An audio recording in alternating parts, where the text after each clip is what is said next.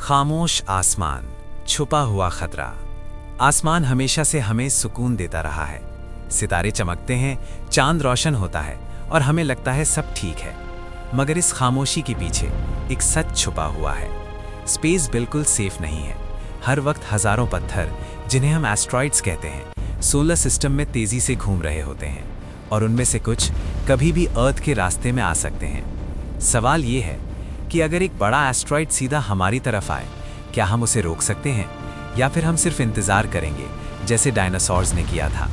ये है कहानी एस्ट्रॉइड डिफेंस और प्लैनेटरी प्रोटेक्शन की। चैप्टर 1, एस्ट्रॉइड्स कहाँ से आते हैं। एस्ट्रॉइड्स असल में सोलर सिस्टम के बचे हुए टुकड़े हैं। जब 4.5 बिलियन साल पहले प्लैनेट्स बन रहे थे, कुछ मटेरियल प्रॉपर्ली प्लैनेट नहीं बन सका। वही पत्थर आज एस्ट्रॉइड्स के रूप में स्पेस में घूम रहे हैं।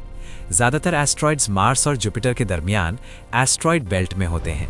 मगर प्रॉब्लम तब होती है जब जुपिटर की स्ट्रॉन्ग ग्रेविटी उनमें से किसी को धक्का देती है और वो अपना ऑर्बिट चेंज कर देता है। फिर वो बन जाता है नियर अर्थ ऑब्जेक्ट, यानी ऐसा एस्ट्रॉइड जो अर्थ के करीब आ सकता है। हर साल छोटे एस्ट्रॉइड्स अर्थ के एटमॉस्फेयर में एंटर होते हैं और जलकर खत्म हो जाते हैं।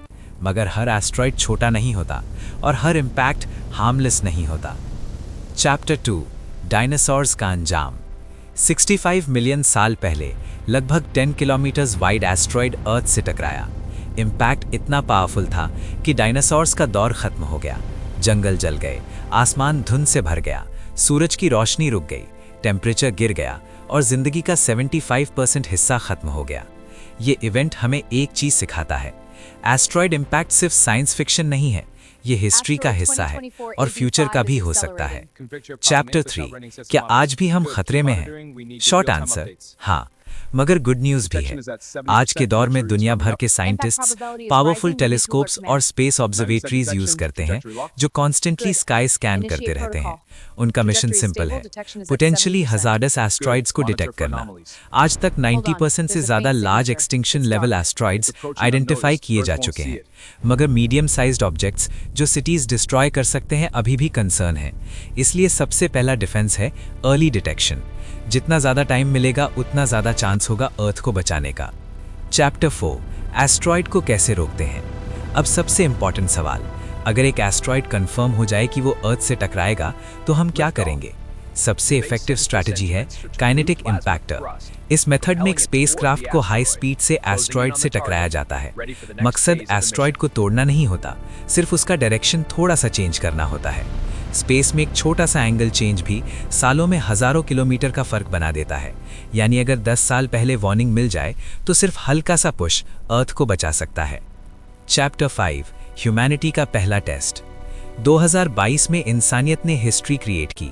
एक मिशन लॉन्च हुआ जिसका मकसद था इंटेंशनली एक एस्ट्रॉइड को हिट करना। स्पेसक्राफ्ट ने डाइमॉर्फस नाम के एस्ट्रॉइड से टकराकर उसका ऑर्बिट चेंज कर दिया।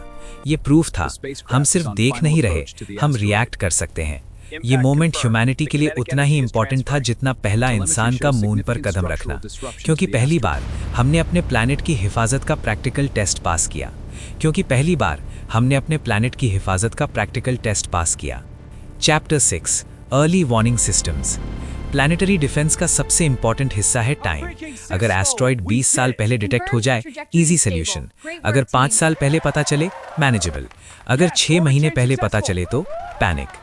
इसलिए नए इंफ्रारेड स्पेस टेलीस्कोप्स डेवलप किए जा रहे हैं जो डार्क एस्ट्रॉइड्स को डिटेक्ट कर सके। कुछ एस्ट्रॉइड्स सनलाइट रिफ्लेक्ट नहीं करते, वो बिल्कुल काले होते हैं और स्पेस के अंधेरे में छुपे रहते हैं। वो सबसे डेंजरस होते हैं।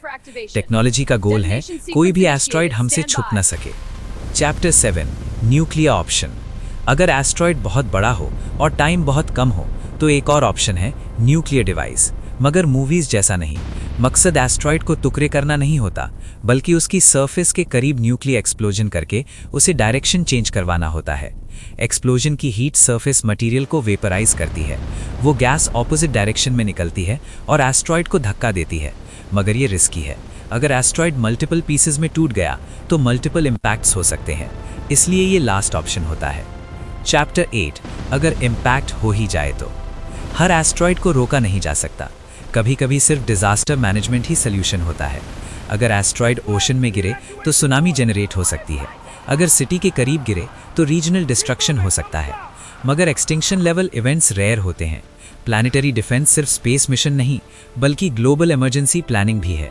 Evacuation plans, impact prediction models, international coordination, ये सब सिस्टम का हिस्सा है। चैप्टर 9, फ्यूचर की शील्ड।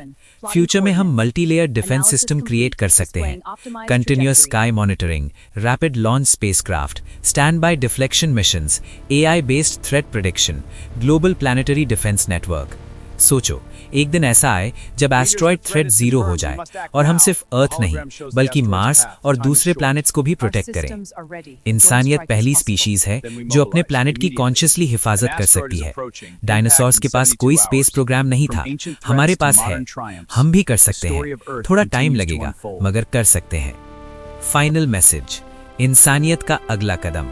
एस्ट्रॉयड डिफेंस सिर्फ सर्वाइवल का प्लान नहीं, ये एक सिंबल है। ये दिखाता है कि इंसान सिर्फ नेचर का हिस्सा नहीं बल्कि नेचर को समझकर उसका जवाब भी दे सकता है। अगर कल एक एस्ट्रॉयड डिटेक्ट होता है तो शायद हम प्रिपेयर्ड हों, शायद हम रेडी हों, और शायद ये वो मोमेंट हो जो ह्यूमैनिटी को एक यूनाइटेड सिविलाइजेशन बना दे। क्योंकि जब बात अर्थ की हिफाजत की हो तो कोई बॉर्डर्स नहीं होते, सिर्फ एक प्लैनेट होता है और हम सब उस पर रहते हैं। आउट्रो। अगर आपको ये डॉक्यूमेंट्री पसंद आई हो तो लाइक करें, शेयर करें और सब्सक्राइब जरूर करें, क्योंकि स्पेस खामोश जरूर है मगर कभी कभी वो हमारी तरफ आ रहा होता है। और अगर आपने हमारी इससे पहली वीडियो डार्क मैटर और डार्क एनर्जी नहीं देखी तो वो लाजमी देखिएगा।